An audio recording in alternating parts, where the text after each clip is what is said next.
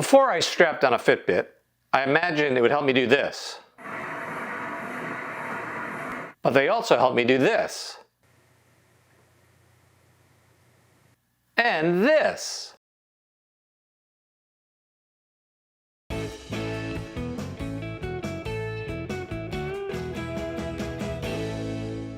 Hi, I'm Jeff Hoyt, Editor-in-Chief of SeniorLiving.Org. Not familiar with Fitbits? They're a popular product line of wearable fitness trackers. They track your movements and measure your steps, but they also do so much more. Some can measure your oxygen saturation, which could help detect COVID-19. Can your Timex do that? Some act like smartwatches, showing you texts and emails. If you think they're just for young people on the go, think again.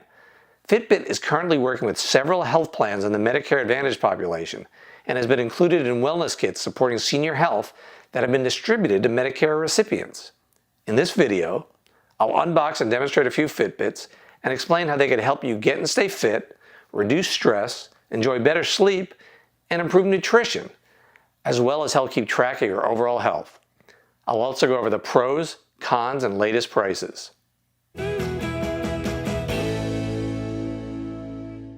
So I've got the Fitbit Charge 4 here. I'm going to open the box, see what it comes with. So here's the watch itself. It's already on a watch band. Hope there's something in here. Oh, look, it's a second watch band. So they may be two different sizes. Second watch band, one large, one small.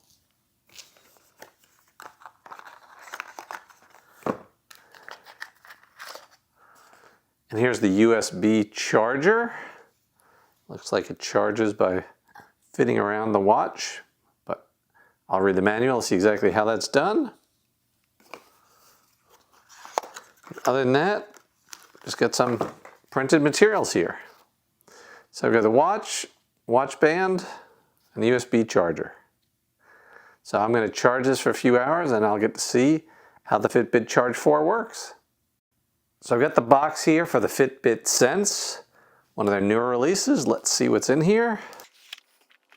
Put it up. That looks pretty. So we've got the watch here, got an extra band here, and I'm guessing the charger's back here.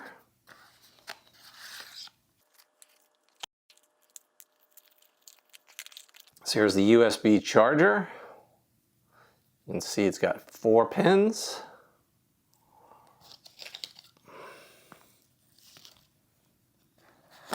Here's the watch itself. It's a study in black.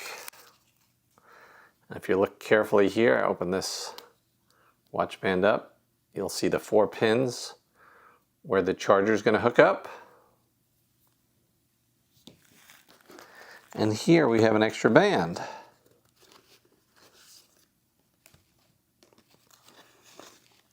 Along with product information. So that's it. Got the watch, got a charger, and nice touch, they add an extra band in case the original band doesn't fit. So I'm going to charge this up so I can charge up my workouts. Fitbit makes a wide range of fitness trackers, but I'll be focused on these two today to demonstrate their wide range of capabilities. But first, I've got to charge them up.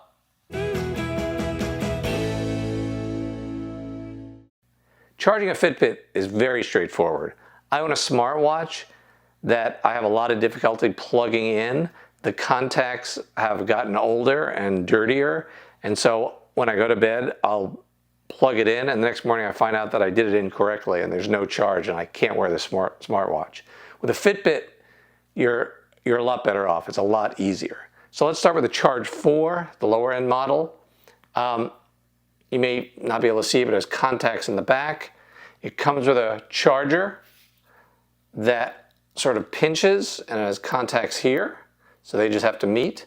So it's a USB connection, so you can plug it into something that plugs into the wall, or if you have a computer, you can use the USB port on a computer to charge it. So it goes in like so, and just put the watch in. When the contacts line up, you'll feel it vibrate, and a picture of battery shows up and it lets you know that it's charging. Now, with the more advanced Sense, even easier. It also comes with a USB charger, but it has 4 contacts on it.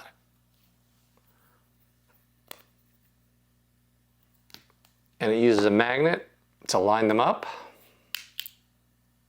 like so. So once I plug in the charger, it's charging up. My smartwatch needs to be charged every single night or it won't last through the next day. These Fitbits can last multiple days between charges. Let me give you a quick tour of the Sense. So here's an extreme close-up of the Fitbit Sense. It's displaying the time, the day, and the date right now. This is on always on display, which is handy when you want to look at your watch and get some information, but the trade-off is it uses up a lot of energy. Your battery gets burnt up quicker. So it's a very simple display. If you want a little more detail, if you press the button, you get the colors. Now you see the little foot there in the corner and the number 3239. That's how many steps I've taken today. Now I press it again, you can see a heartbeat. That would be displaying my heartbeat if I were wearing it. It says I burnt 1,754 calories today. And I've covered almost 1.5 miles. And I've gone up and down stairs 48 times. That's a bit of a stretch, I'd say. So besides the information on the watch face, if you swipe left, there's a whole bunch of settings. This is the always on I was telling you about. I just took it off. I can put it back on with a touch. And then off the main clock face, you'll see there's EDA scan that measures moisture in your skin. It helps you to calm down. It's a relaxation tool. Then there's today that gives you more information about your day. Exercise, which you can use when you're going to exercise. It gives you different options. I use elliptical and run. And you can also do biking, which I've done, boot camp, circuit training, golf, hike. And then there's the old-fashioned Google Assistant, just like on a smartphone. Who won the 1962 World Series? The New York Yankees. That's correct. So you can win a lot of bar bets with this thing as well.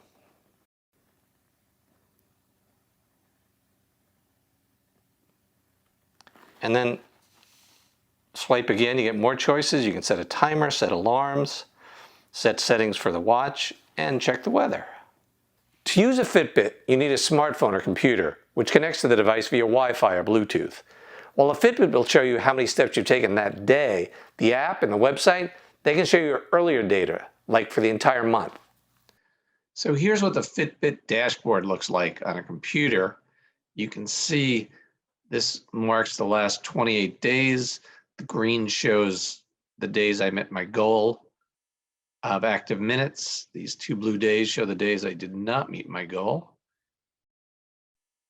And you can see what my average was for each of those 28 days.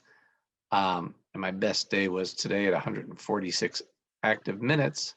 You can also look at it for the week or just for that particular day. You can see here how many hours of the 9 hours during the day did I get the number of steps that I had set as a target. Here's my resting heartbeat throughout the day, the night before, what time I went to bed, what time I fell asleep. So I almost made 8 hours that day. I was just 39 minutes short. You can see as I scroll over it, things change. I haven't entered any food plan, so it can't really calculate my calories. I haven't been entering how much water I've been drinking. You can do that as well. Here, once again, the number of steps I did that day, and then it's in a percentage form of my target. So it does say I went 93 floors that day, which I highly doubt. And then for exercise, you can see it's got a walk and an elliptical. And if you want to look at the exercise even more in depth with runs, you can actually get maps. Here are 3 recent runs I had running through the hills. And you can get even more information from there. For example, here you can see the map I took in the hills. You can see the pace I was running, the elevation. It's quite high and down, up and down hills. And then finally the heart rate, where it shows where it peaked, where I was in a fat burn or cardio range, beats per minute. The number of calories I burned per minute, and finally how many steps the run was, how many calories I burned, and how many active minutes it was. So you can get very in-depth into your particular metrics. This run I burned 471 calories and covered a little over 3 miles in 35 minutes or so. While Fitbits provide a ton of this data, some of it's only available to premium members, which costs extra. You can also use the app to swap out watch faces. Many of these faces are free, but some have additional costs as well. Well, I can see that it's time to get some exercise. So you can alert Fitbit when you want to start exercising, or you can just start and it'll figure out that you're working out. Like many other people, I like to listen to music when I exercise, usually through Spotify, instead of carrying my phone around in a fanny pack. I was really looking forward to listening to music directly off of Fitbit. Wearing a fanny pack, it slows you down and it's hard to look cool. Problem: even though Fitbits have a Spotify app, they can't play Spotify by themselves. They can only control it on another device. The only way to play music through a Fitbit alone is through the Pandora or Deezer service. Do you know anyone who uses Pandora or Deezer? So if I'm going to be stuck carrying my phone, I guess it's time to pimp my fanny pack. Nice! Genuine leather. See you in a few miles. After exercising, you can see how far you ran, how quickly, the elevation, your heart rate, the calories burned, and much, much more. Fitbit doesn't just track your workouts, it can also lead them. The app contains many workouts that you can follow, from simple to strenuous. And it can also calm you down as well.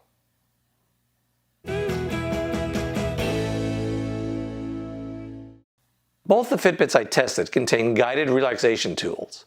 While Charge 4 can guide you through a 2-minute breathing exercise, Sense has a built-in electrodermal sensor that can help you meditate for an extended period before displaying the results. By putting your off hand on top of the watch face, the Fitbit applies tiny electrical charges to your skin to measure how they interact with your body's sweat, which may indicate your body's response to stress. While anyone with a Fitbit can track their steps, premium members can track their stress management score, which combines a dozen different data points into a single number. Premium members can also enjoy meditation and mindfulness sessions led by world-renowned Deepak Chopra. Mindfulness can improve your mental health and help you sleep. Those who wear Fitbits to bed can track their sleep score as well as the time you spend awake, in REM, light, and deep sleep. Sense also records your skin temperature and oxygen saturation. That's the amount of oxygen-carrying hemoglobin in the blood relative to the amount of hemoglobin not carrying oxygen.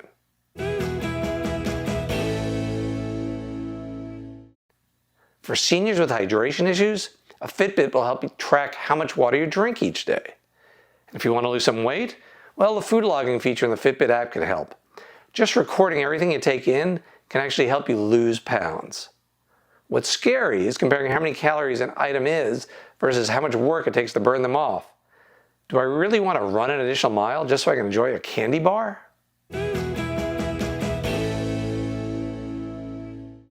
After establishing a baseline for many metrics, I realized I was always trying to best myself. More steps, faster runs, longer distance, slower resting heartbeat. Even if your running days are behind you, a Fitbit can encourage you to take more walks or meditate more to stress less. Not only does the Fitbit remind me to move when I'm too sedentary, it would award me badges for notable achievements like the London Underground badge for covering 250 miles. It's a fantastic motivator. And for those who need human motivation, users can subscribe to Fitbit Premium Plus Health Coaching, which provides one-on-one support that can help you achieve your desired results quicker and easier. As a competitive person, I really enjoy the gamification of all this data. I could compare my results to other Fitbitters, but my strongest competition has always been myself. Sometimes we're torn between doing something healthy versus doing something fun. Well, instead of having to choose between the devil on one shoulder and the angel on the other, choose a Fitbit on your wrist. It could tilt the balance by making the fitness activity a lot more fun. Not only does it measure exercise when you don't, a Fitbit can measure mindfulness and sleep, which you'd be otherwise unable to do. A big change in data, like in your oxygen saturation, could be an early warning sign of something wrong. Fitbits last days without charging. And since I slept with mine, I'd charge it while showering. Sometimes I get frustrated when I forgot to put it back on before going out or working out. Some Fitbits act as smartwatches, so you can even read your text and email without having to pull your phone from your pocket or your purse. I got a lot out of wearing a Fitbit, yet I feel like I barely scratched the surface of what these devices can do, and more features were just added. With Google now owning the company, you can be sure they'll continue to improve future products while introducing new features that Fitbits already sold. On the other hand, Fitbits can be difficult to operate. The button, which is just a small section sensitive to touch, it can be hard to press, especially for those lacking in manual dexterity. It can be difficult to operate during exercise and hard to read in sunlight. Operating a Fitbit isn't as intuitive as I'd like. The data isn't always accurate. I once earned a skyscraper badge for climbing 117 floors in a single day, and I live in a 2-story house. Now, some people may be overwhelmed by the flood of data, and if you're not entering accurate data, such as your food intake, well, then you can't rely on the results. Finally, Fitbits aren't cheap. Charge 4 lists for about $130, while Sense lists at $330. Fitbit Premium subscriptions, which allow users more data as well as workout and mindfulness videos, that cost $10 a month or about $80 a year. Although currently Fitbit is offering a 90-day free trial.